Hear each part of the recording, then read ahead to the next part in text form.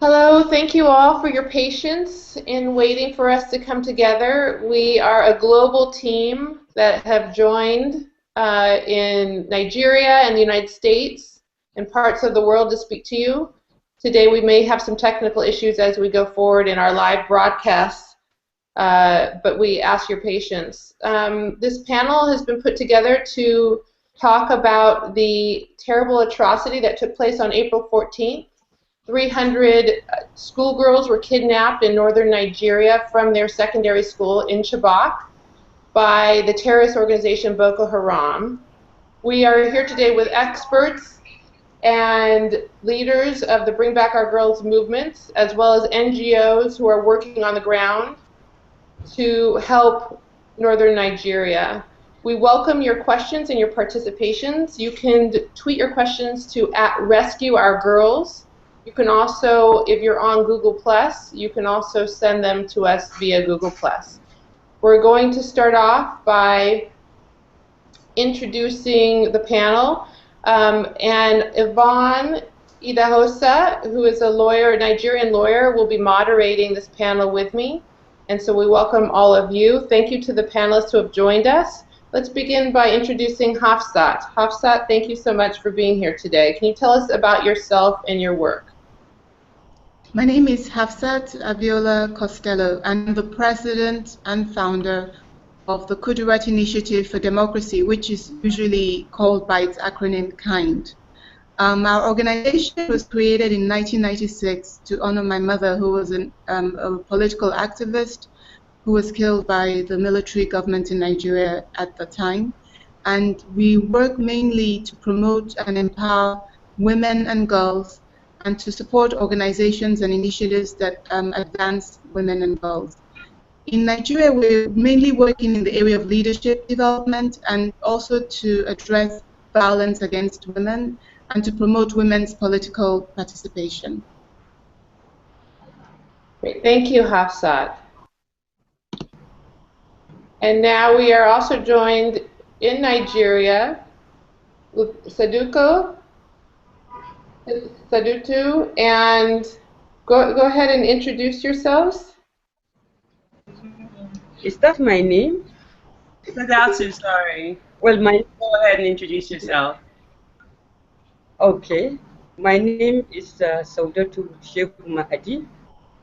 I work for a women's rights NGO that has a rights-based focus called Women's Rights Advancement and Protection Alternative, and it is more known by its acronym of RAPA. It was founded in 1999 by Justice Ati Abubakar, wife of the then military president of Nigeria, who handed over power in 1999.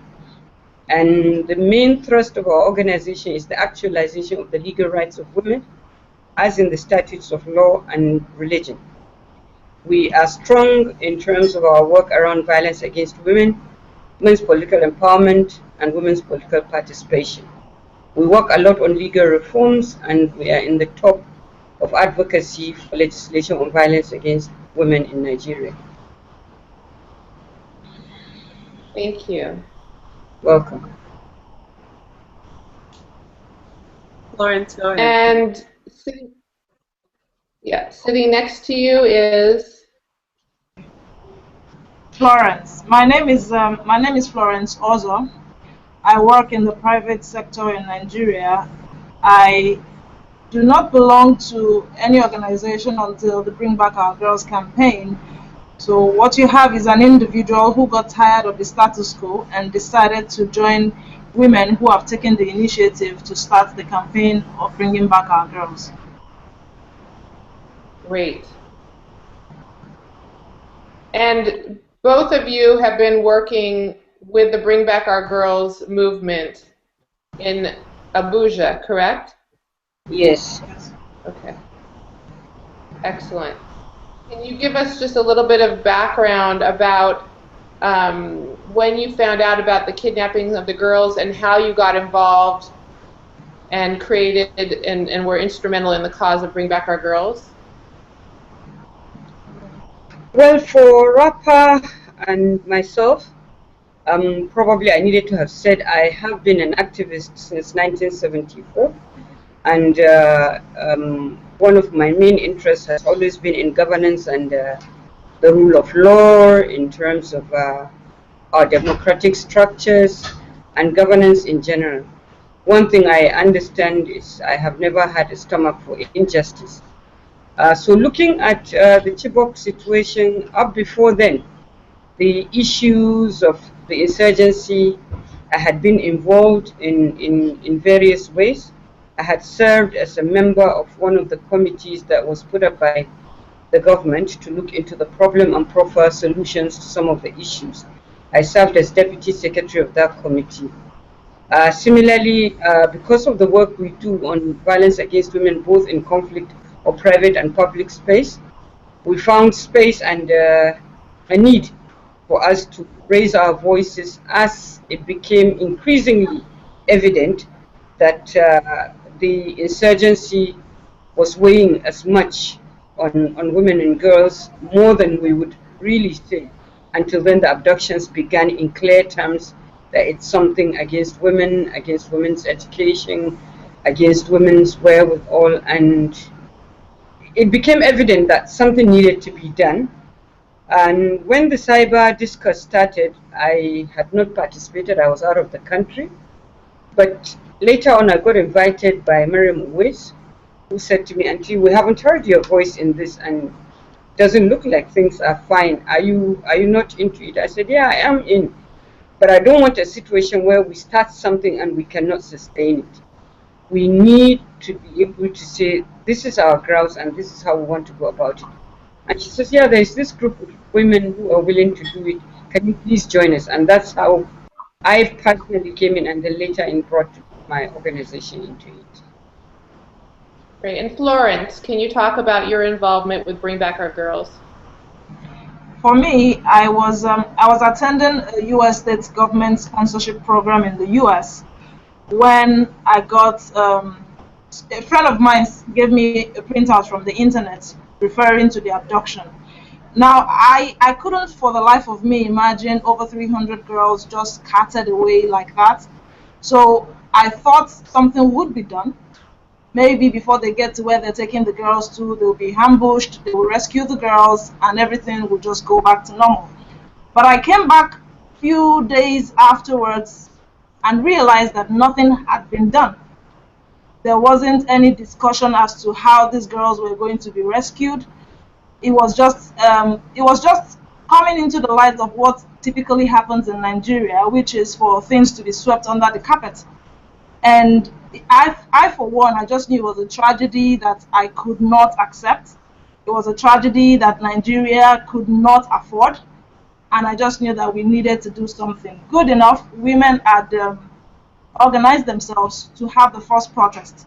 So I came in 2 days before the first protest and I joined them.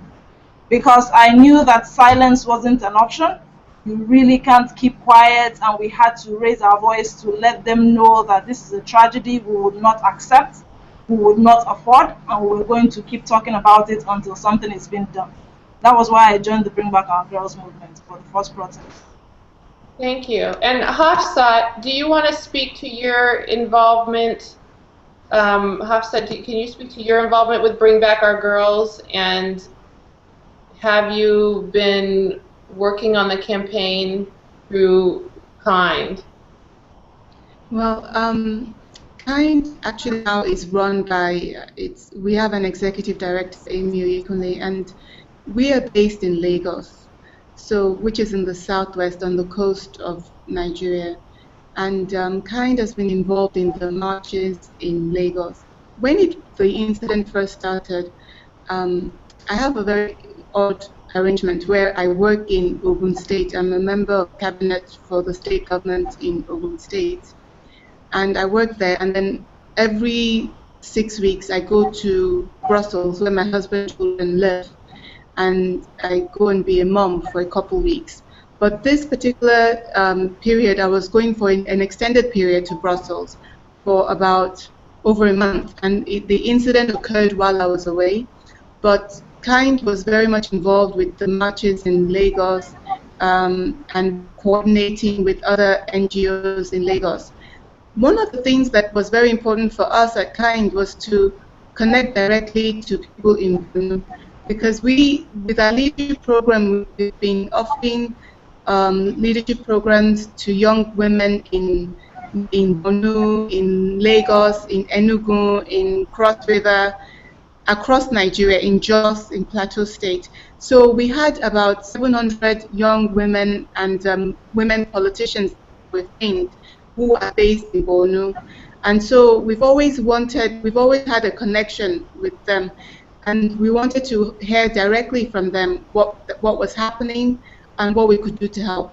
So when I returned at the end of April from my time away, KIND CD and I made a trip to Borno in May, where we were there for a couple of days working and assessing the situation there, meeting with women's organizations, the peace networks, the government officials from the Ministry of Justice, the Ministry of Education, with the Office of the First Lady, trying to assess also the situation for refugees and come up with a plan of what we could do to support the NGOs and the CSOs who are trying to resolve, at least to ameliorate the problems there. So we came up with our plan, and we found some donors to support us, and we've been trying to implement some projects there. Okay, thank you. And I'll just say, as a way of introduction of myself, my name is Rama Mosley, and I heard about the news on April 23rd. I heard Obi Ezekwesili giving a speech, and which she asked people around the world to help spread the news of the kidnapping because it was still not on national news in the United States.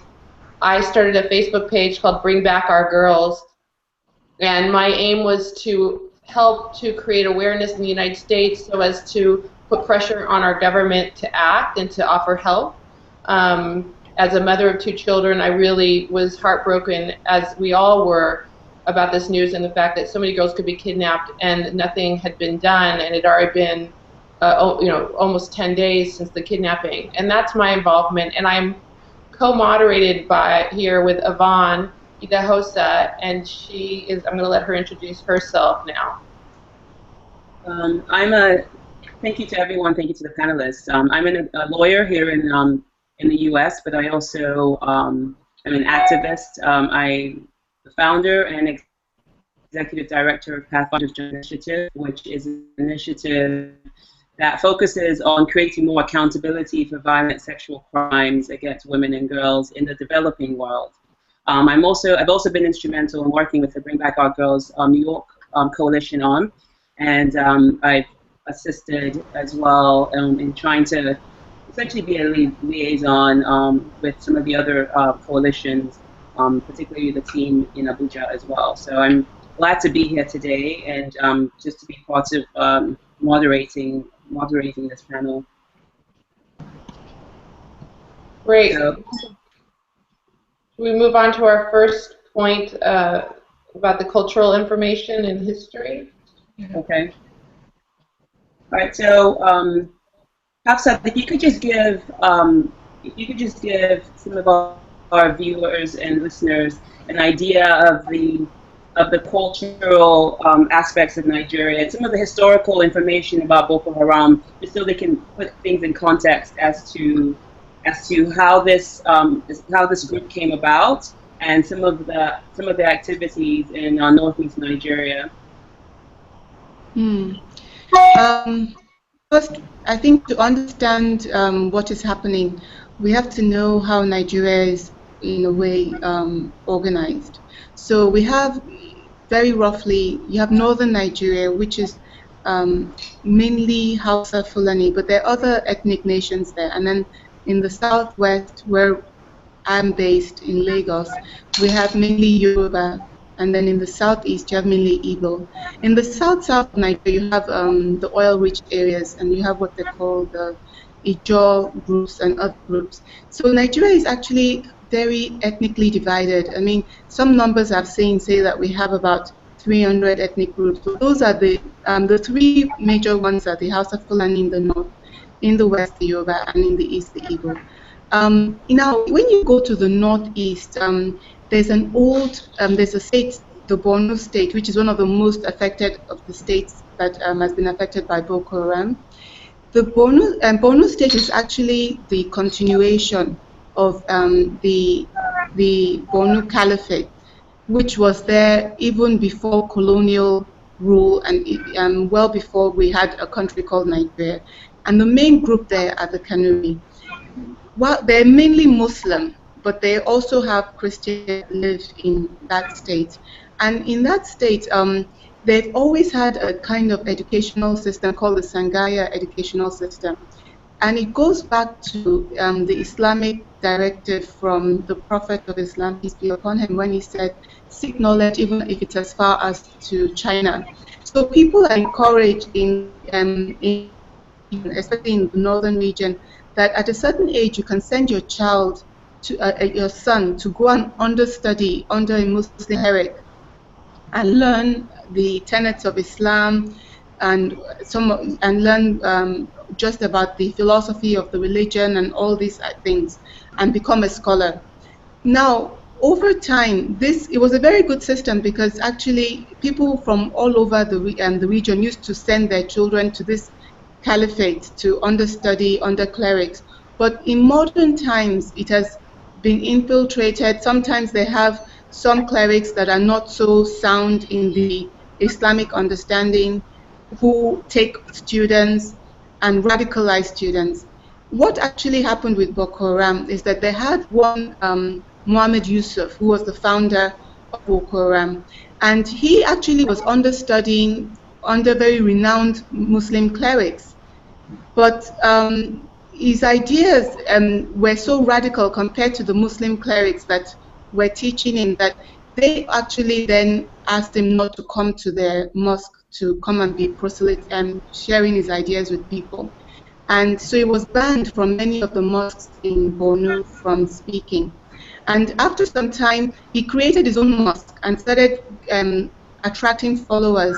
Many people were attracted to him because he had a very radical message. There are many problems in Nigeria. There are problems of corruption. There are problems of poor governance. So he would speak out and condemn these things. And as he was doing that, people were attracted to him and became attracted to other aspects of his message, some of them which had to do with Western education, Western morals, being decadent, and things of this nature. But actually, Muhammad Yusuf himself was not so radical. He was actually a moderate within the Boko Haram, what we call Boko Haram movement. But within their movement, they also had a military, somebody that was in charge of their military wing, who was this Muhammad Shikal. And there was a conflict that came between the Boko Haram people and the government. And during this conflict, Muhammad Yusuf, the founder, died. And so then the more radical person, the person that had been in charge of their military wing, now became the leader of Boko Haram. And he kept on promoting the military and the militant agenda of fighting the government. And what we have seen is the result of that is that there have now been so many burnings of villages, attacks on communities, attacks. What actually first started was attacks on government functionaries and attacks on security operatives, like people in the police and in the army. But over time, it has widened and taken on attacks on civilians and people that are just poor people in Borno State and in the wider region. And that crisis began like in 2009, and it has continued. Right now, we're talking about the abduction of the 276 girls in April. But even before that time, there have been abductions of girls. It's just that this was the first time that there will be such an abduction of such a large number of girls. And since that time, there have continued to be abductions. So now it looks as if Boko Haram is taking on attacking boys in schools. There have been killings of boys in schools, and also of abducting girls also in schools. Thank you, Hafsat. Okay, so Florence and Sadatu, you guys are based there in Abuja. Can you tell us, I think what's most pressing on everybody's minds, what the latest news is Sorry. Okay, for the Abuja Bring Back Our Girls family, we've been meeting for 70 days now, and you have different Nigerians coming from different walks of life joining the movement because they believe in the cause and they want the girls to be brought back. What is most paramount on the minds of the people is it's multifaceted, really, because one, people are definitely disappointed about how the rescue operation is going. Today is day 85 since the abduction, and you know it's depressing that nothing is really being done to get our girls back. But then again, people are still inspired to want a change, to keep standing for the Chibok girls, irrespective of whatever may come or what may not come. So people are just optimistic, and we're just standing daily to keep lending our voice to the cause, to say that all what we want is bring back our girls now and alive. We want results from the rescue operation. We would not stop until our girls are back. You know, so that's just what the general feeling is with the Abuja family.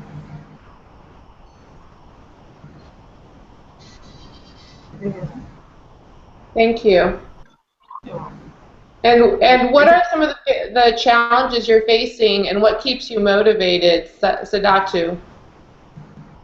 Well, the first challenge, even as we started out in April, was one in terms of credibility.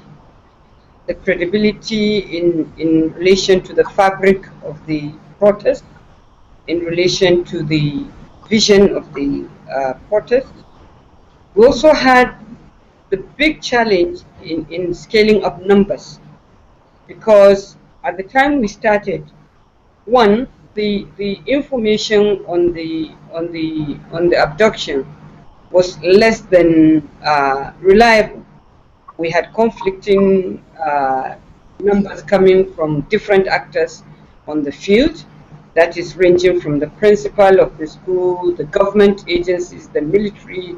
So there was this whole cloud of doubt about what to believe and then what to stand for.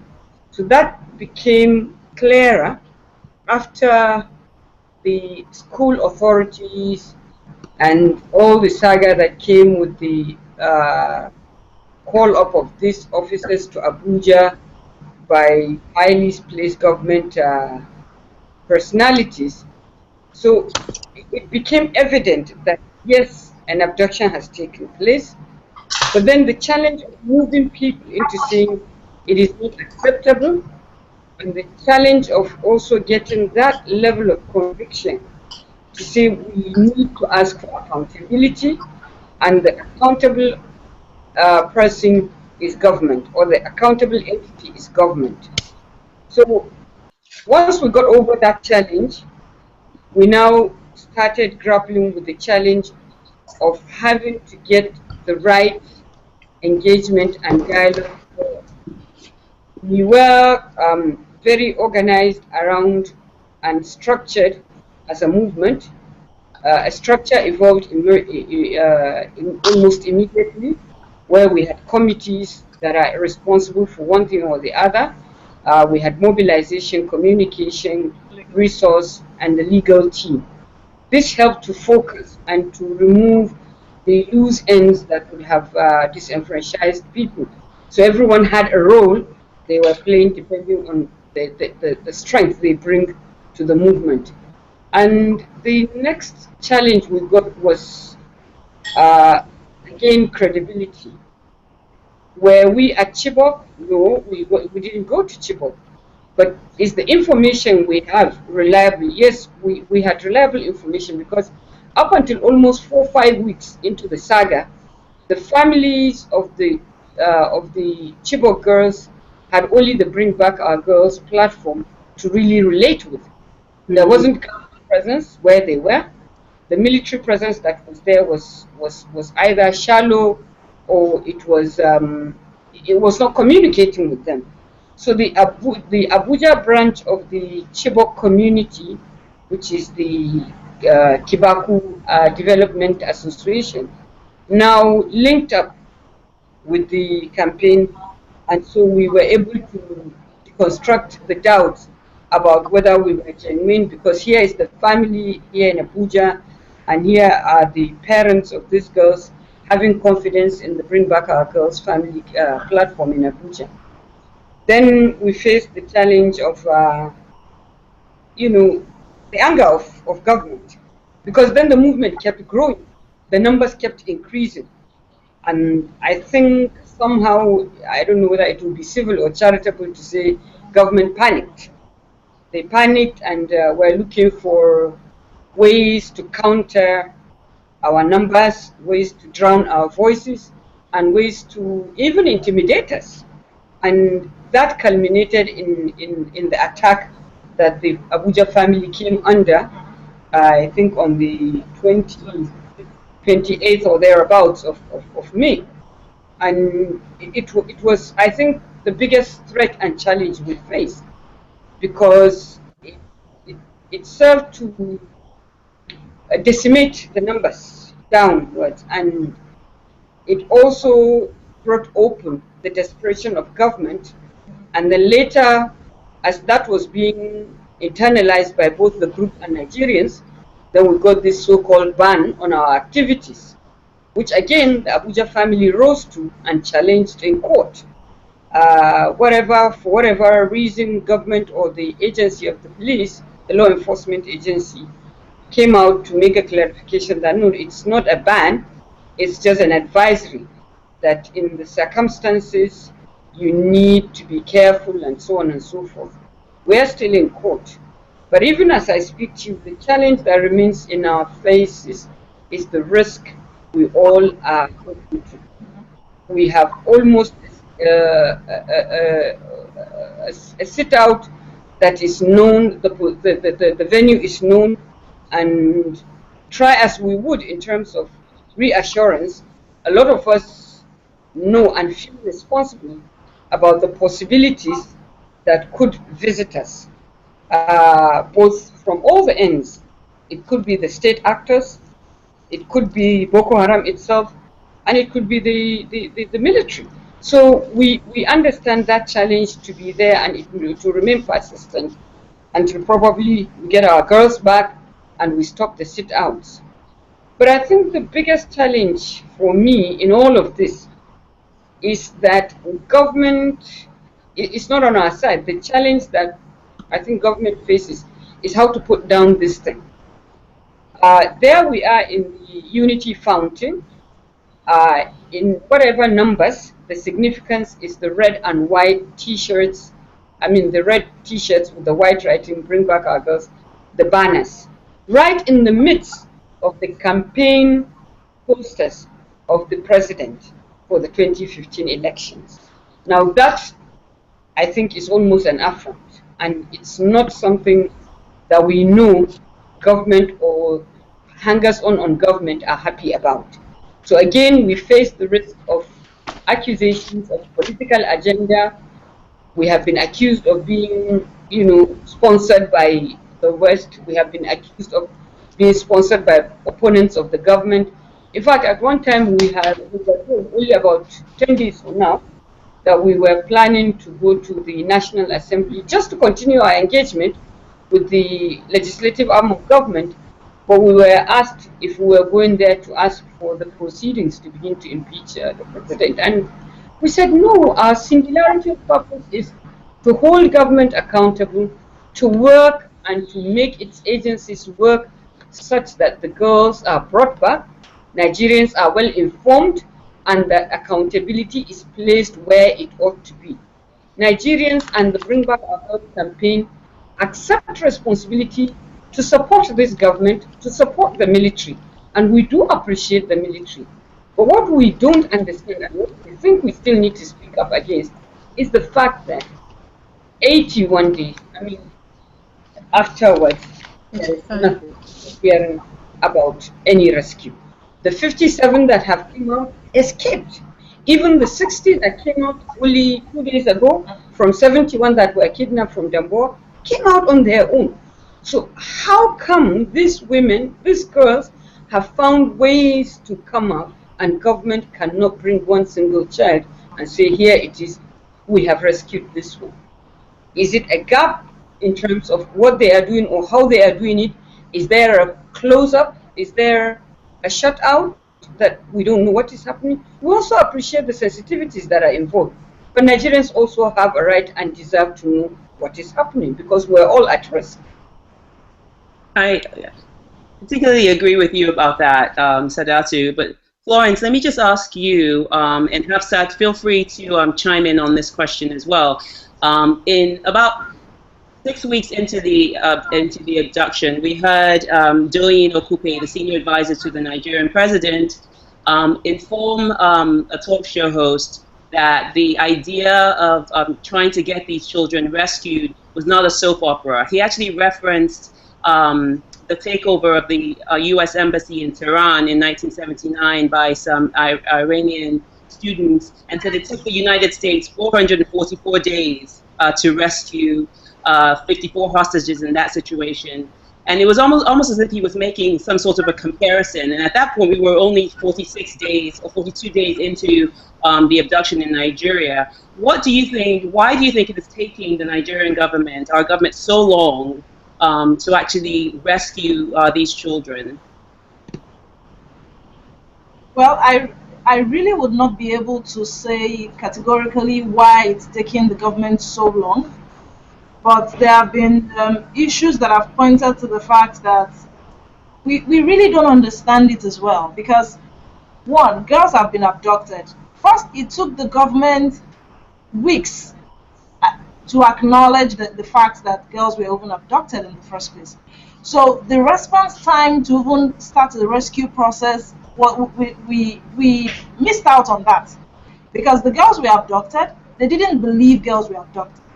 It took 18 days for the government to accept that girls were abducted. And then after, and of course, the Bring Back Our Girls protest had started then, and then there was a lot of noise about it globally. So the president instituted a committee to investigate this claim. Now, they brought back their report on day 66 of the abduction. And the president did mention that yes, they got the committee's report and that the girls were abducted. So it seemed to me like that was when they really did confirm that girls were abducted. Now, for every crime, we always told that the first 24 to 48 hours is the most critical. Now we missed out on that by first 18 days. And then on day 66, you're saying, okay, fine, the committee had submitted the report that girls were abducted. Now, unless you believe in something, you cannot put your entire energy to getting it to work. You cannot pursue a rescue operation if you didn't believe that girls were abducted. So all of this must have contributed to the fact that nothing was being done, nothing was being initiated in the rescue operation. It took women to start chanting "Bring Back Our Girls" before you even made your first speech regarding the abduction of the girls. A lot of things come into play. Another thing you want to wonder is, are our military really equipped enough to go and fight for our girls and get them back? There's been issues around the military not being kitted enough, not enough armory, not enough weapons for them to go and face Boko Haram. You know, for me, I think one of the things that the Chibok girls have thrown open is the fact of how corrupt a system that we do have. Because every year Nigeria allocates a huge amount of budget to the military, and you then start to wonder, how is this money spent? On what is this money spent? That you have an insurgency springing up and cutting away your girls, and you really cannot confront them or even make an attempt. And today is day 85. Still, we're not anywhere closer to where we were when we first started. We're not anywhere closer. So everybody is still hoping that our girls be brought back. But then again, you look at the odds and everything looks bleak. You know, For me, I think we missed out on the opportunity to pursue and overtake the insurgency on the first day, second day, and just because some people in government weren't convinced that girls were abducted. There were stories coming out from different quarters. They were just maybe they took the girls and kept them somewhere just to ridicule the current administration. Maybe the parents were bribed to tell a lie that their children were abducted. Maybe it's not true. Conflicting reports. Is it how many girls were taken? How many girls were not taken? While all that was going on, time was going. Time was going. Efficiency that should have been deployed to rescuing the girls was not being done because people were trading blames. And one of the things that Bring Back Our Girls decided was, we know that somebody dropped the ball at some point. We know a lot of people are going to be accountable, held accountable for their role or their inaction in this whole saga. But you know what? We're still going to hold off on that. What we want now is for our girls to be brought back. Once they are brought back, then we can now start questioning the authority or questioning the people and saying, what did you do or what didn't you do when you should have done X, Y, Z? But until then, we don't want to get engaged with who dropped the ball at what point. We'll come to that. There will be time for accountability. But for now, let's get our girls back. Let's have them rehabilitated and integrated into the society. And then we can now start to tackle who dropped what and who should have done anything. We wasted critical amount of time because the government did not believe that girls were abducted while they were carted away by the terrorists. Good. Let's ask Hafsa, will you please contribute to that as well? I think that the issue is that I think when we went to Maiduguri and to parts of Borno, we found that the soldiers are highly demoralized. I remember one conversation that we had with some soldiers there, and one of them said to me that if you were to see the girls, the abducted girls, he would wave at them. And I was wondering that, why would you say that? Why would you not try to rescue them? And he said that in his group, in his contingent, there were about 200 soldiers, each of them with 20 bullets. And that, in a shootout, they would use up all their bullets in 5 minutes. And that the Boko Haram militants had, machine guns, and that they could keep firing for over an hour. So it was for him, it was just clearly that they are just not equipped to confront Boko Haram. And they're also demoralized because they're supposed to get certain allowances, they were not getting the allowances. And whenever they have fallen soldiers, there's certain provisions that are made for the families of the fallen soldiers. They were complaining that those families were not getting the support that they were supposed to get.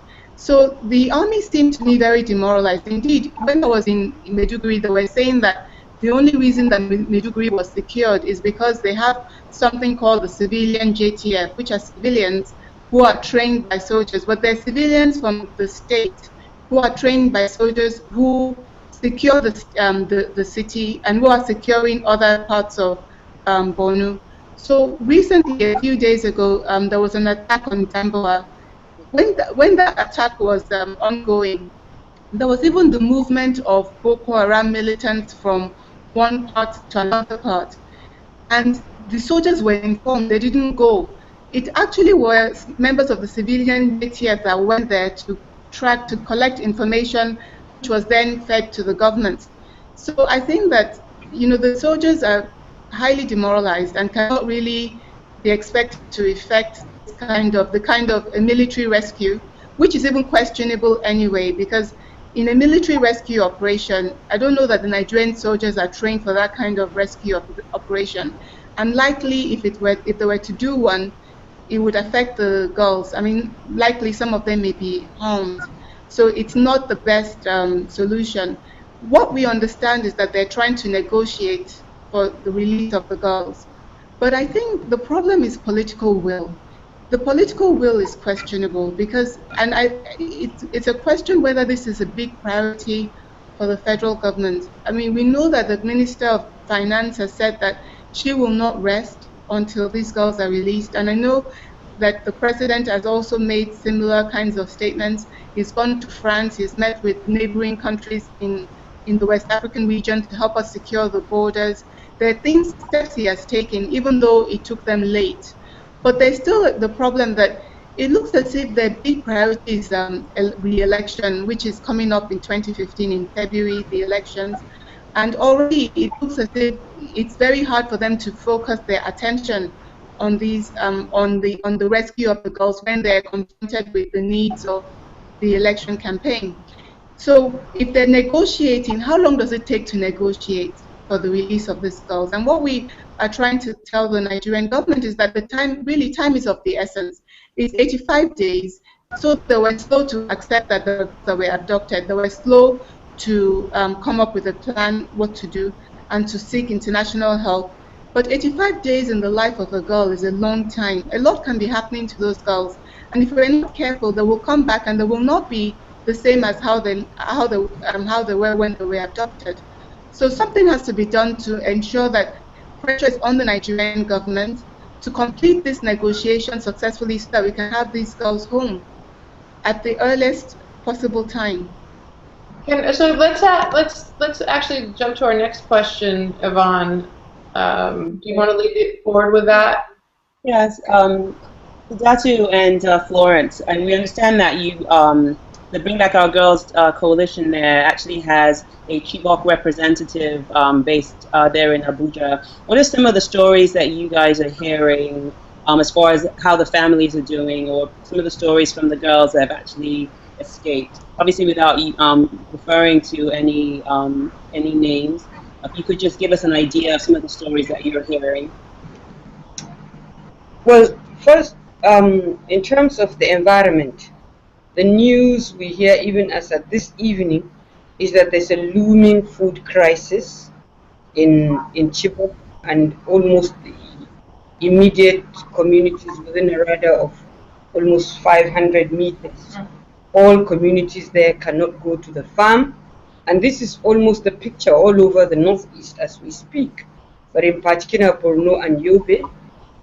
Farming activities, which are the means of livelihood.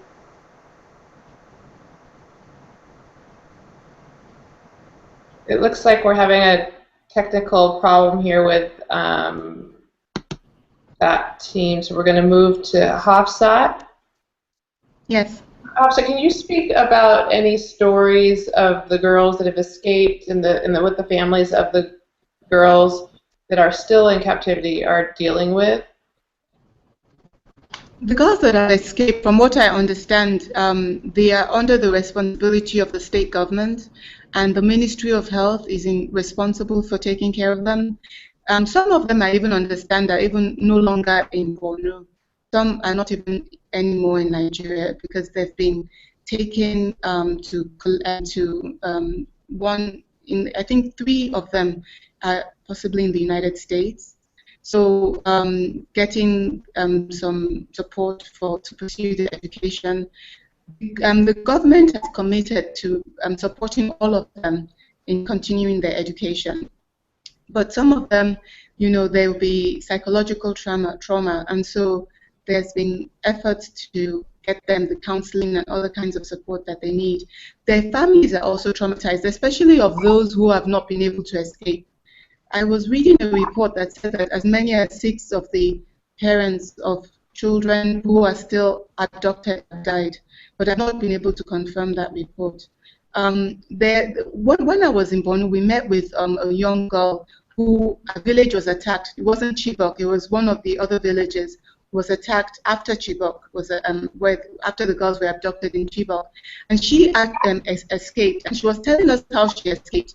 She said that when they came and they rounded up all the girls and the boys to be used maybe as part of the soldiers in their Boko Haram army, and the girls to be used in their as servants or what have you. So she said they were told that they could ransom themselves, that they could give money to pay for themselves to pay money so that they would not be taken away. And so she told them that she had some money to pay. Then they let her go to a hut to go and get money. And when she went, she now ran away. So the girl was with us, and she said that all the others that were in that group were taken. It looks as if the Boko Haram is essentially using those kids either to raise money, maybe for their attacks on the government, or using them in the army. The boys are used possibly as part of their child soldiers, and girls are used in different ways. But this is what we were hearing from those people there. And the last thing is, there's also the issue of refugees. As those villages have been attacked, many of them are running. Many of the villagers that escaped are running away to Maiduguri, the capital city of Borno. And right now in the refugee camp, there's as much as 140,000 refugees. Many of them ran away just wearing the clothes on their back. They have nothing. So they've come with very little. They have their children, and many of them also, the families have been separated. Oftentimes the women and the children are together, but the husbands are missing. They do not know where their husbands are. Because often the husbands feel that they can be shot at by the Boko Haram militants, so they run away, leaving the wives with the children.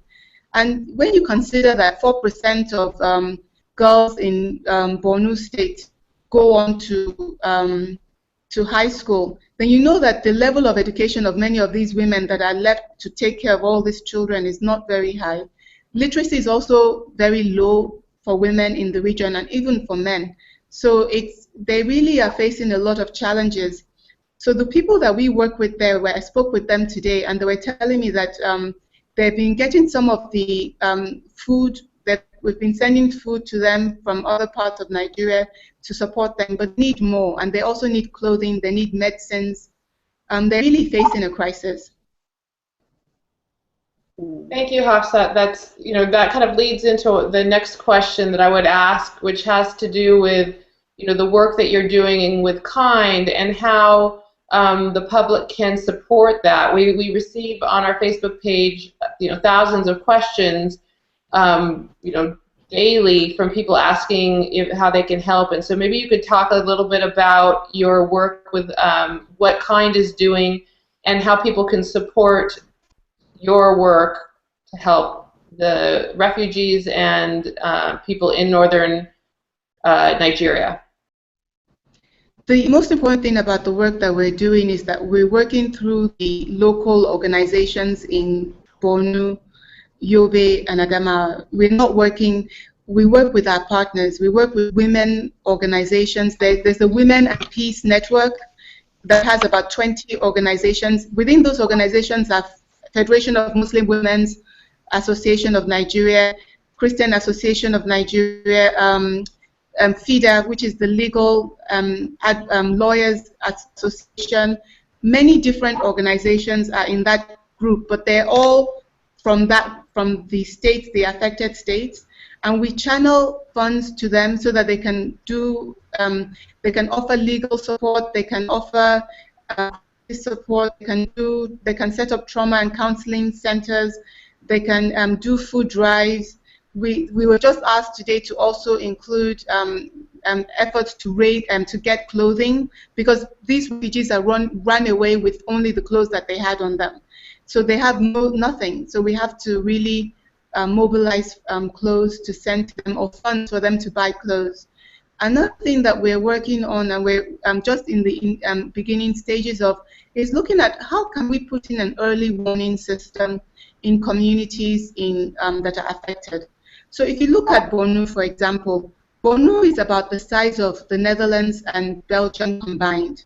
But the Netherlands and Belgium have a combined population of about 27 million people, whereas Borno has a population of about 4-point-something million. And it gives you a sense of the population density of the state. The population density is very low. And when you're trying to secure a place like that, it's very difficult, because what it means is that the villages are so dispersed, they're so remote. So between one village and another, there may be there could be an hour bicycle ride. So it makes it very difficult to secure the communities, which is one of the reasons why the state government, their program that they have, which is called the Civilian JTF joint task force, which they work with civilians working with the army, is very important. Right now, they have about 1,800 people in that. They want to grow that to 25,000. But we need to equip these people and other local associations in the villages with things like walkie-talkies or even systems so that as they see suspicious movement, it will be possible for them to alert the local population so they can move to safety.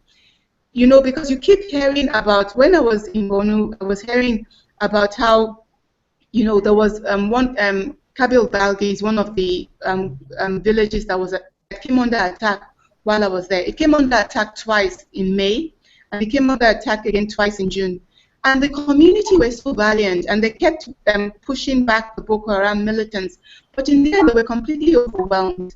So, you know, we have to look for how to support them, because what I found there is that the people are very strong. They're facing a lot of hardship, but they're facing it with courage, and they're doing their best. But if we can help them, then we increase their chances of succeeding against these militants. So and whatever can be done. Can you let us know, can you let the viewers know now, how can they support this? Is there a way to reach out to KIND? Is there a website? If you could just say it now. We'll be supplying these also on our Facebook page. But if you could just give it to us now before we move on. So we work through Catapult. Catapult is a crowdfunding net platform that is global. And one of our partners is Chime for Change, which was founded by Gucci, and they have been giving some support. So that platform is an excellent platform. You can donate money to the platform, and they will send the money directly to us. And then we send it to the networks that we work with in the region. And we'll send a report to you, and we can give contact information if you want to contact the local organizations directly. You can also support our efforts through Vital Voices, an organization that was created by Hillary Clinton in the US.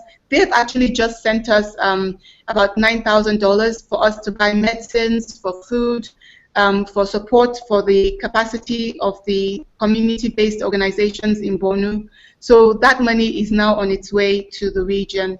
So it's things like this really that can really support those people. Without question, the people of that region are strong. They're already doing a lot. The civilians, some of the civilians that they call the civilian JTF that I saw, were probably about 15 or 16 years old.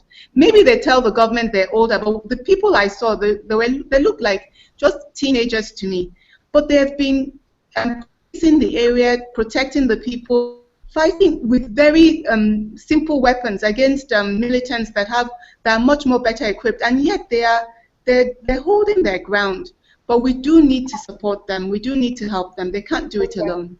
Good. So we'll be posting that information on our Facebook page and our website. If you go to Facebook, Bring Back Our Girls, for people who want that information, we will have that. I just want to use this moment before we segue into another question, just to discuss the issue of fundraising in and around Bring Back Our Girls, and to say that categorically, Bring Back Our Girls does not accept funds, nor do we support any organization that accepts funds under the banner of Bring Back Our Girls.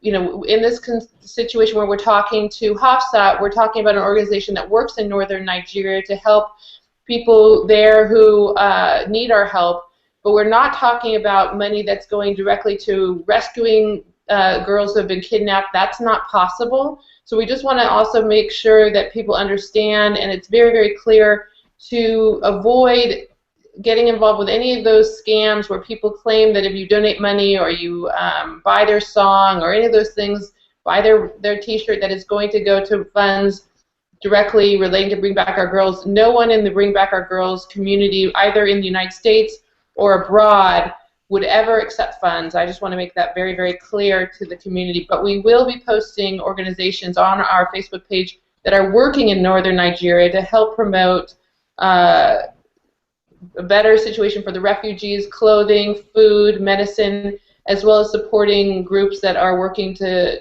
make education safe there. I just want to see, do we have Sadatu and Florence are back with us? Yes, we are.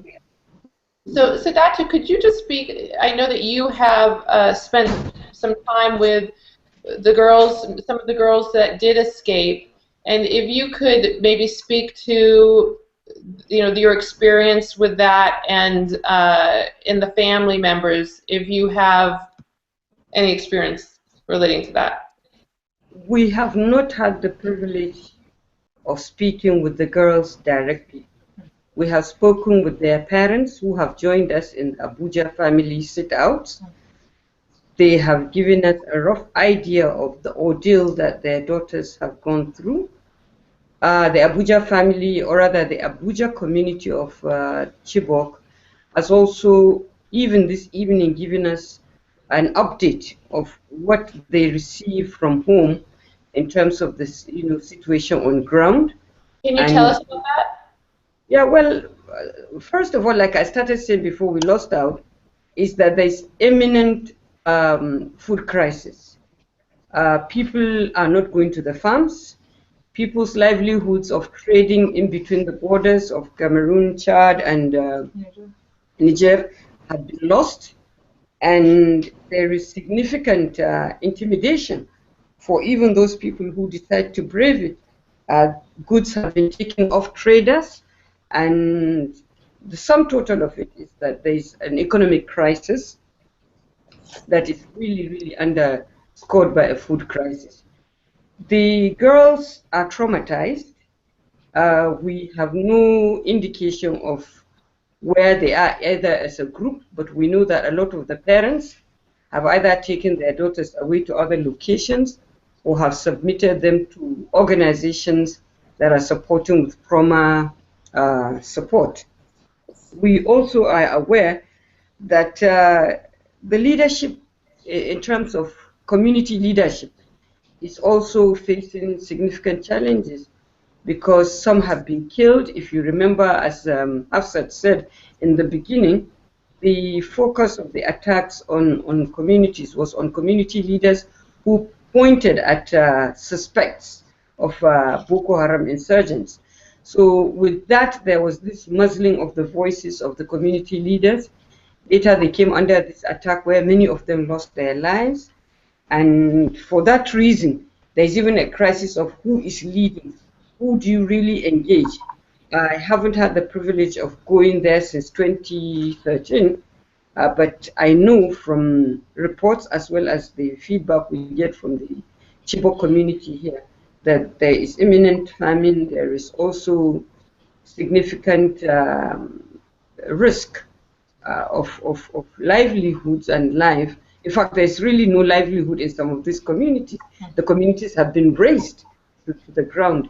There's an overload. Someone this evening was telling us that his family house in one of the outlay villages to Chibok is occupied by, by migrants from other communities that have lost their houses and their wherewithal.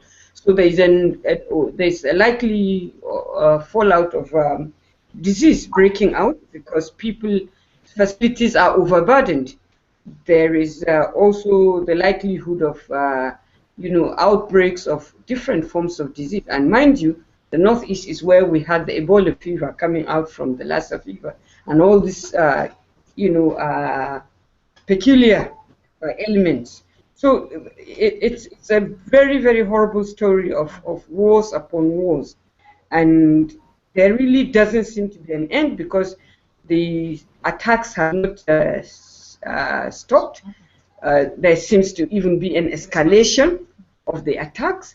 The Chibok community had a press briefing on Wednesday last week, isn't it? Friday last week, and there was a chronology that showed almost as an incessant, occurrence of these attacks, starting from somewhere around the 14th, and even up before the 14th.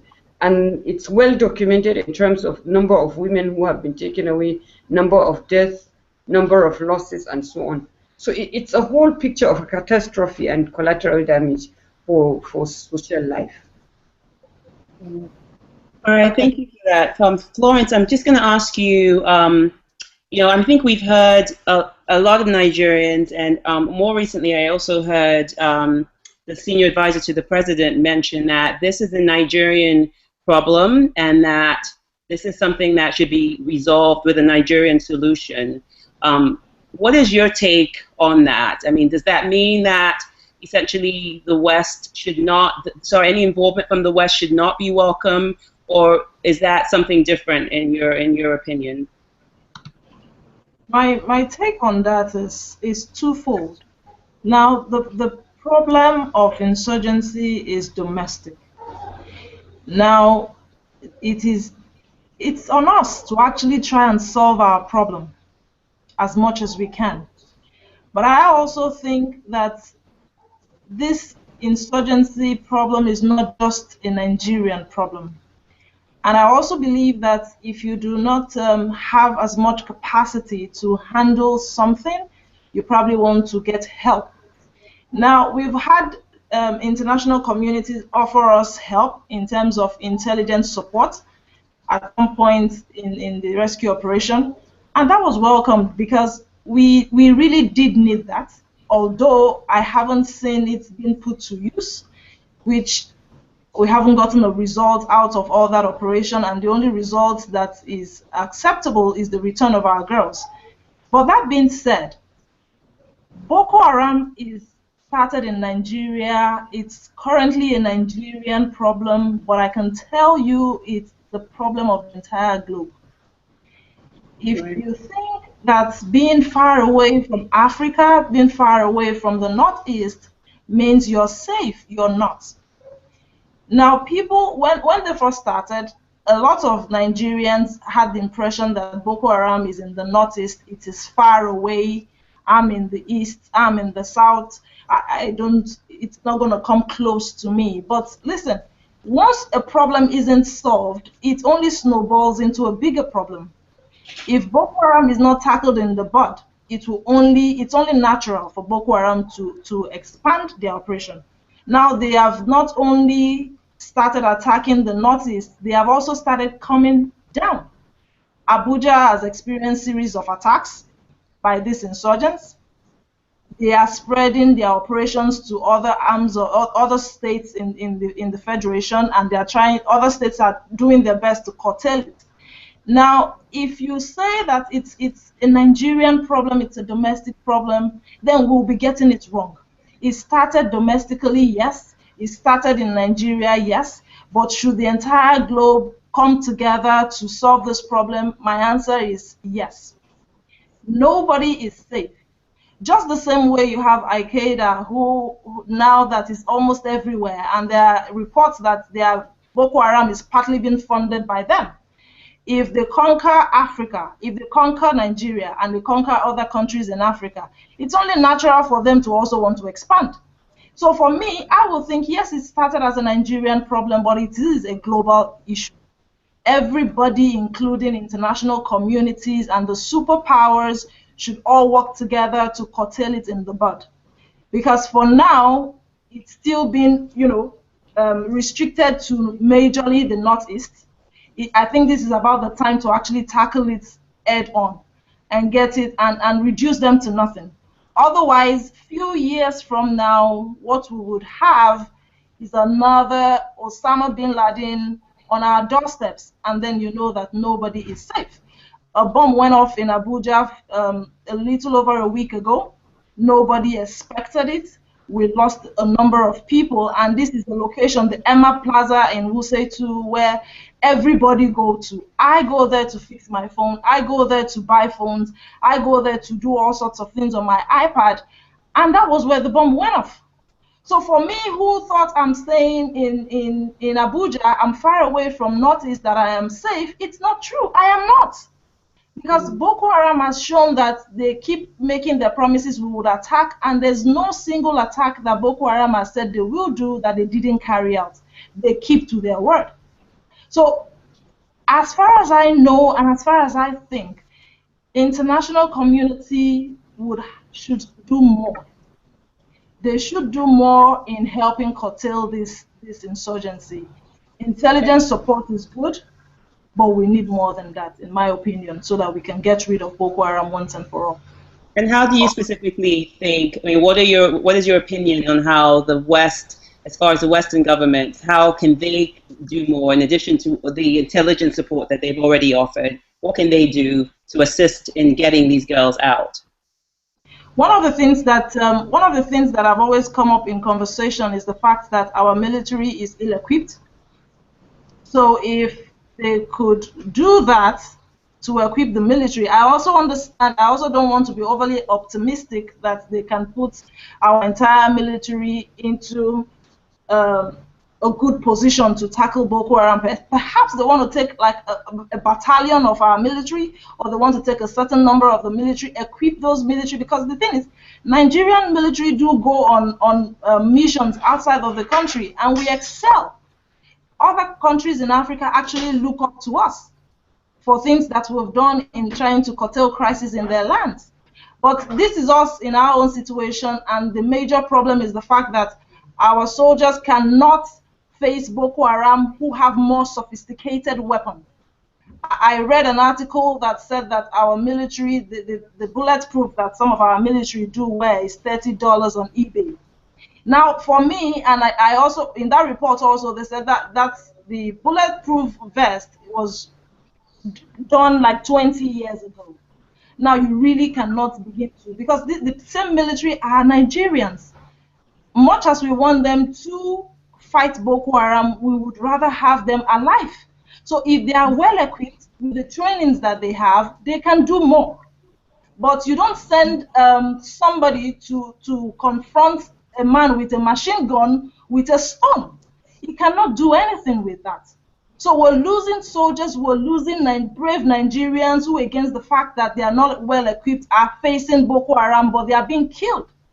So if we have intelligence support, yes, thank you, we need that. But we also need to equip the men that we're sending to the war front to fight insurgents. We need them fully equipped.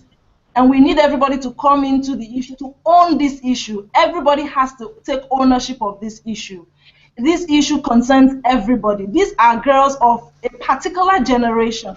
How can it be said that it happened in your time and you didn't do anything about it? I've always said that being a superpower comes with a responsibility. This is one of such. You're a superpower for a reason. This is one of such instances where you should show your might. You know, it's like Boko Haram is making a mockery of the entire world. Are we saying Boko Haram cannot be curtailed? I think the entire globe has to take ownership of this issue, and let's tackle Boko Haram once and for all. Nigerian military will definitely need weapons, will definitely need to be well kitted. If that can be done, that's fine. So that we can actually, our men who are facing Boko Haram can actually do the best that they can, given the best of equipment that they can have access to. I think I just want to come in there, if I'm allowed. One of the debates, can I come in? Yes, absolutely. Yes, please, yes. One of the big debates that has held down this argument about our inefficiency in terms of getting the girls back, or rather the inefficiency of government and its security apparatus getting this back, is the debate around capacity and capability. Capacity is something that Nigerians do say our soldiers have the requisite training. With capability, which is talking about the budgets for armory, the budget for intelligence assets, and so on and so forth, is what is really lacking. So in terms of capacity, we believe that the Nigerian army, in another context, does perform, and it means they have the requisite training. What they lack is the capability in terms of the equipment, the armory, and everything to support them. Now, the second thing that has been floated around how much more can be done has been the dialogue between sovereignty and how much we can open our doors for other governments to come in with the kind of force that probably ends up becoming equated to an occupation. Nigerians are quite conscious and aware of what is happening in other climes and how these things began. As such, there is that tacit resistance to say how much of any form of other support other than intelligence can we accept and is feasible and acceptable within the confines of our sovereignty and the need for us to exercise sovereignty. So it's very delicate, and while we keep imploring more support from governments outside of Nigeria and more cooperation between Nigeria and its immediate neighbors, we must remain mindful of the fact that that is an issue on the table. So looking at it closely, one would want to say the political will that Hafsa spoke to earlier on is one major tool. The political will has been kind of hijacked by the weak attention to the gravity of the insurgency, as it were. And for that reason, we left too little to be done too late. As at 2012 December, the structure of the insurgency was not as sophisticated as we see today. I can say this for a fact. I don't know whether Hafsat is affirming me, but but because we did not see it as a collective threat, it was politicized from day one, as a Northeast thing, as a PDP and NPP thing, and then now as a Jonathan versus Northern Nigeria thing. We missed the target, and within that frame, this organization has blossomed into what it is today, to the extent that you hear security agents at the highest level say to you, we're in for a long haul. I was privileged to be somewhere where we were talking, engaging from another group with the security apparatus, and within that conversation, I think that senior military intelligence officers repeated, we're in for a long haul 10 times. Yes, 10 times. I have the notes, I counted, I made 1, 2, 3 over the length of the times he mentioned, we're in for. So what it says to me is that here we had an issue in 2009 that got derailed because, one, there was an extrajudicial killing. For whatever it is worth, the insurgents have said their leader was killed extrajudicially. Nobody seems to be into that angle. It's true. They became angered and cornered into a group that went underground and only resurfaced when it was strength. They also have been maligned, and their mandate has been taken, and it has become a franchise for criminality. It has become a franchise for Hafsat, can you just speak briefly to that, to what Sadatu was just saying before we move to our next topic, and we're kind of wrapping it up, but I'd like to hear what you have to say. So is back. One of the things that we got to understand was the whole region of the Northeast, particularly Borno and Yobe, felt isolated by Nigerians. Until that time, really there wasn't government presence in this whole insurgency saga. There was just killing and killing and killing, and it was, so the whole concept or the whole construct around the reality and the scope of Boko Haram was weighed and taken too late. And now that we need the domestic and the international front to really cover grounds. Yes, Can I actually come in on that, Ajia, please, Ajia Madi, because, you know, when she's talking about the killings, part of the problem that we've had, and it goes to what more we can do, that the international community can do, especially international governments can do, to help us with this crisis. When the state of emergency was first announced and the soldiers went in, the first group of soldiers committed such human rights violations in the Northeast region, and especially in Borno. Some of the girls, one of the girls that we're going to be using the Vital Voices funds to support is a girl that now she's about 15 years old, but 3 years ago, during the state of emergency, the soldiers, she was gang raped, and not by Boko Haram, but by soldiers. And then they stood on her breast. The girl and her family have been going to the hospital since then. They've used all their money.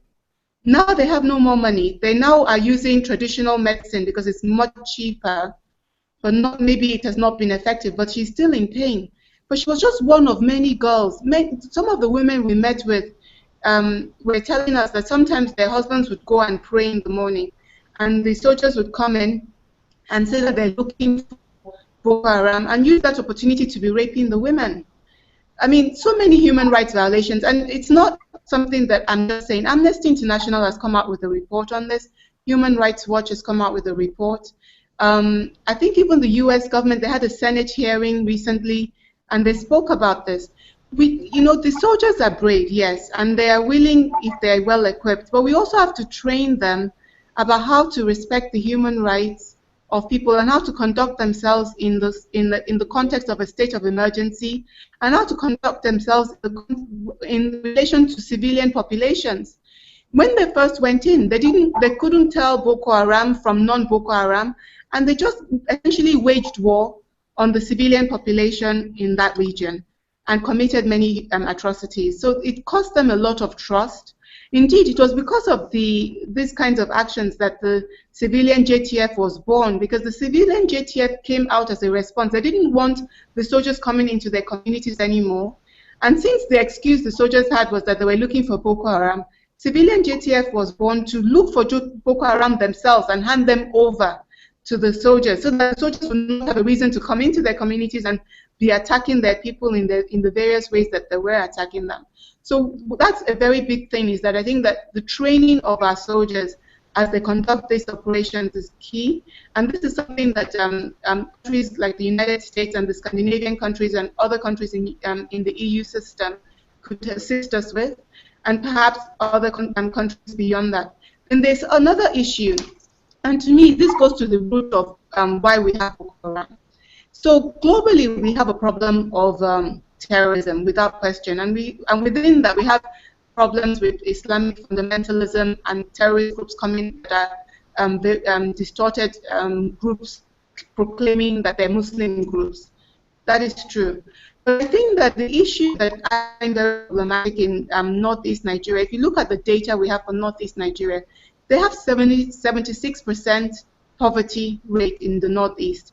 And I don't know if those of you in Abuja saw the CBN report that I just saw that said that unemployment among young people is as high as 80% in Nigeria. I don't know if you saw this report. But yeah, these kinds of figures will be, it's like there's an underbelly of frustrated, angry young people. Most of them are not going to go the way of violence. Most of them will not. But some of them may consider the path of violence. To me, poverty is a government and a society waging war against its own people. We're waging war against the poor. And now the poor of Nigeria, even in the south, where it is not as the numbers is not as high as in the northeast, we still have high levels of poverty, over 60%. Over the 60 percentile range. This is wrong, and it is something that our governments must address, and we must address it in collaboration with the international community. The interesting thing about the US and the Western world is that for their industries to function, they need oil. And so when it comes to Nigeria, Nigeria has a place of pride for them, for which they've always wanted to do business with Nigeria because of our oil. And we're happy about this because it brings billions of naira and billions of dollars even to our country's economies. But oil cannot employ the majority of our people. Oil can only the oil economy can only employ a small fraction of Nigeria's population. I would say even less than 10%. We have 170 million people in Nigeria. We cannot all be depending on this sector. So we need viable economic pathways. We need collaboration with the Western countries. They need to open up their markets beyond primary products that doesn't really bring much to the farmers, allow us to sell to them processed goods, allow other ways for our people to earn a decent life with dignity. It's only fair. You know, they are so, I mean, the Western world, I know that you in the US and other parts of Western Europe have been undergoing an economic crisis, but whatever economic crisis is there cannot be compared to the kind of economic crisis you have in countries like Nigeria, where it is really a matter of life and death. So really, we need to have global justice, global economic justice, and we need to have our Western partners collaborate with us on this. Yes, use the oil. We're happy for you to have this oil to use for your industries, but also help with long-term investment in our own economies so that we have industries to employ our people. They also have a right to a decent life.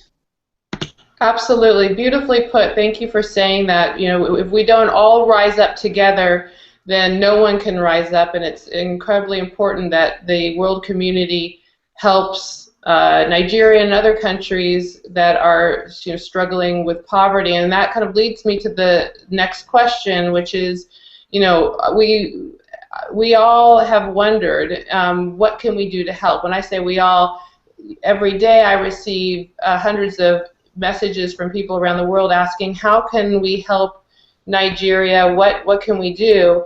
And when I first started on the Facebook page, and I was writing my friends asking them to join, people didn't want to join because they said, well, how is this going to do anything?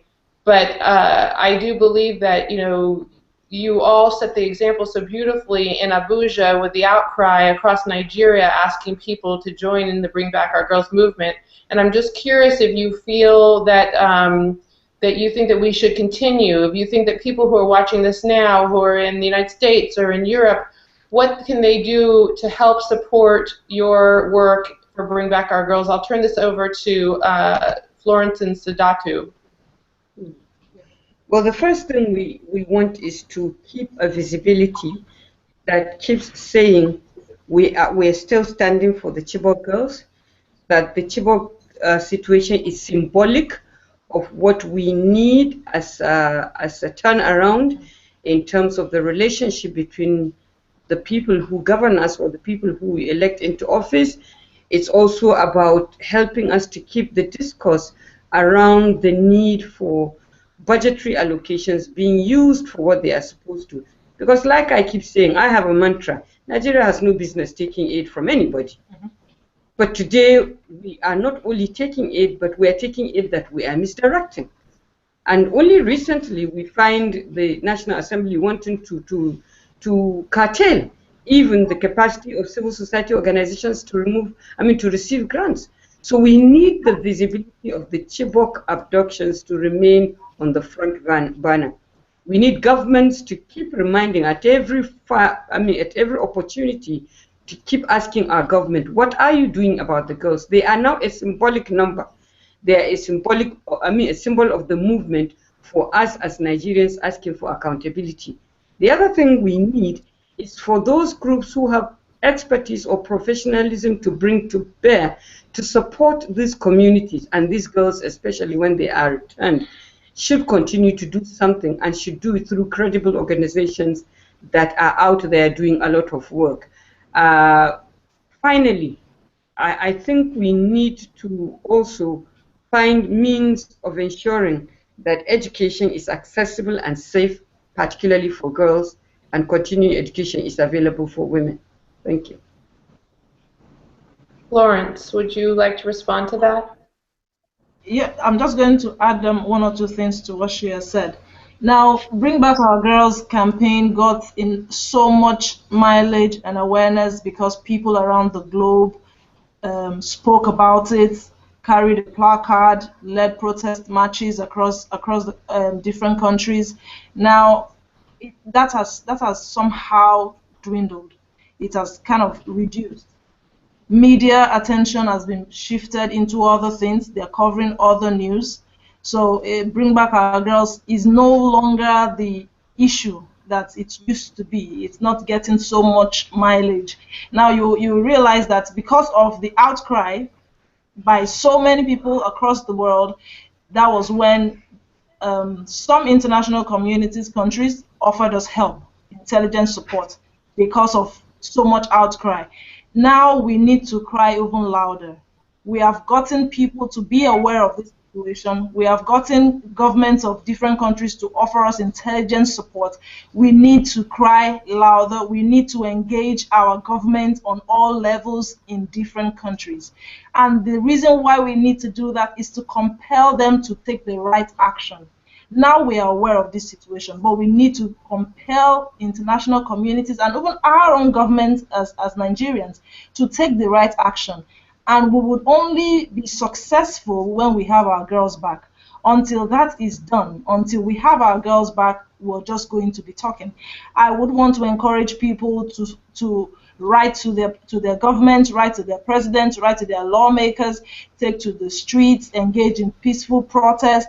The social media is a remarkable tool. We need to put it to much more use, because Bring Back Our Girls, the abduction is now third or fifth item on news stations across the globe. We need to bring it to the front burner. We really do need to bring it to the front burner to engage those in authority who have the power to do the right thing, to get them to start looking in that direction and compel them to take the right action. So we need to re-engage on that level again.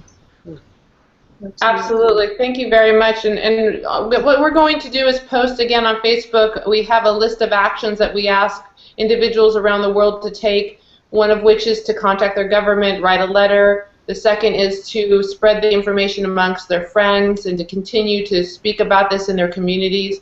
3 is to organize an event or a march, and so on. So we all can support the group, both Sadatu and Florence, and of course Hafsat with her work from where we are in our own towns.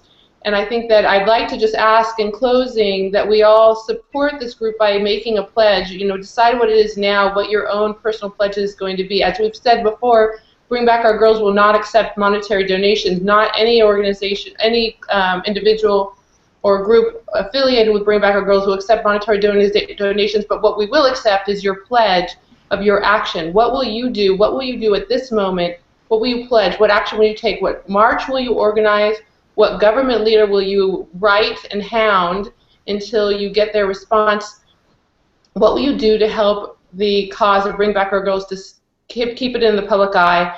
I'd like to see us to continue these talks maybe on a weekly basis. I think this has been wonderful. I want to thank Sadatu and Florence and Hafsat for being a part of this and making sure that everyone in the world that is watching now understands that we are all part of this organization, this group.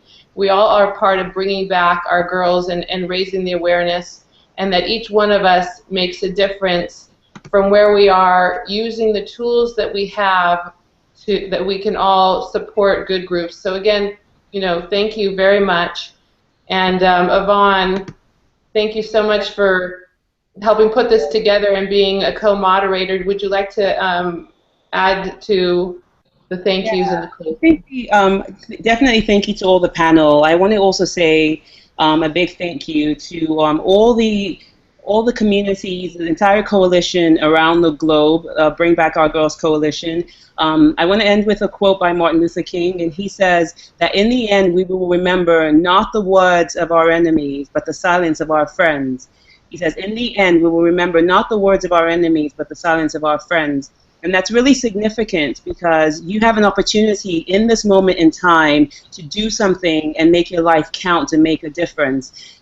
It's important that the international community, those of you who are outside of Nigeria, continue to rally, continue to write these letters, because essentially what that translates to is pressure on your own government, and that in turn hopefully will generate pressure on the Nigerian government, because, for example, if you look at what's happening in England with Gordon Brown, he's spearheaded a lot of the discussions around Bring Back Our Girls, and that has actually put some pressure on the Nigerian government as well. So please be encouraged. Know that your voice is making a difference. Whether or not you're in Nigeria, it doesn't matter. As long as you're doing what you can to make a difference to this world, your life does matter. So rather than have take a position that you know, what difference am I going to make anyway? The fact, as Florence pointed out, is that the international community was what mobilized a lot of the effects that we're seeing happen in Nigeria at the moment. So please continue to raise your voice on this issue. These girls need your voice because they're still being held, they're still being captive. So I want to just say thank you to the international community, as well as to Hafsat, to Florence, to Buki, to everybody else, to Sadatu, all of you that are on ground, actually putting your feet to the fire and to the flame. So we appreciate you joining us today, and thank you so much. So, and I just want to give Hafsat, do you want to say, Hafsat, would you just like to say a little, any message that you want to leave our viewers with? I'll just give each panelist a minute or so to just end up. So I just wanted to say to you that when we were finally leaving Bornu during our visit in May, the woman that had been taking us around, we had gone to her house to go over everything and our plans, and we were saying goodbye to her. She was walking us out. Then she started crying, and then she said, that they had felt so alone, and that so few people come now to Bornu, and that they had felt so alone, and they were so happy that we had come. And we said to her that we were just here, we're representing so many more people. I want you to know, I spoke to the lady today, and she sounds way more hopeful. Yvonne mentioned the Gordon Brown's work with the Safe Schools. The Safe Schools project that they're initiating and leading with the Nigerian government has already registered over 500 schools that they're going to be helping secure those schools so that the children can go back to school in September. So many things are happening already because you raised your voices. Please continue to raise your voices because it makes such a huge difference to them there. They're facing an incredible crisis. But when they have all our support, it will be like at a point will be enough for them so that they can really surmount this crisis. And I hope one day you'll be able to visit Bornu, Yobe, and Adamawa. They have incredible food, the loveliest people in Nigeria. They're so hospitable and kind. And you will be able to meet them for yourselves, and they'll be able to thank you by themselves. Because I know you'll be overwhelmed. You may even want to move there. And don't worry, they have enough land. As I said, they have very low population density. They'll be able to receive you. So just stay with us, help us, so that we can help them transform this situation. It's a major crisis, but tomorrow is a better day, and we can make that day come that much more quickly when we work together. Beautiful. Thank you, Hofstadt. So Datu and Florence, would you like to end with any message to our viewers? I just want to say thank you to everyone who have joined their voices with ours in bringing attention to the Chibok situation. I want to say thank you. Because you spoke, the world paid attention.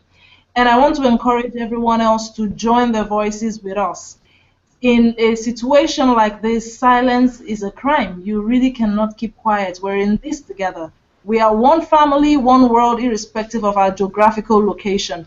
Now is the time to speak up, to ensure that these girls and girls around the world have access to education and they can pursue their dreams as they desire to. So I just want to say thank you, really. Thank you, and I want everybody to keep doing more. We cannot, much as we have achieved so much success, we really cannot say we have been successful, because our success will be when our girls are back. We have been able to get a lot of mileage from different milestones, but we are not yet successful. We will be able to lay claim to that feat when our girls are back and they can pursue education in a safe and secured environment without threats of Boko Haram or any other insurgency around the world. So we need to really keep doing what we're doing, but this time around we need to amplify our voices a lot louder. Time is running out. We don't have lots of it.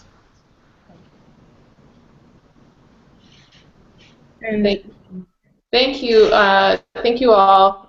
Again, just to remind everyone, you can go to Facebook to the Bring Back Our Girls page where we post all the news that's credible, and we will have a list of the organizations that our panelists recommend that you can support.